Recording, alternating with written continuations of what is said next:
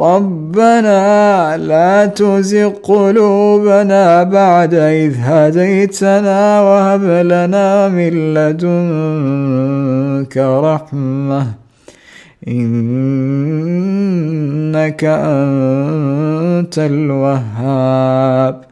ربنا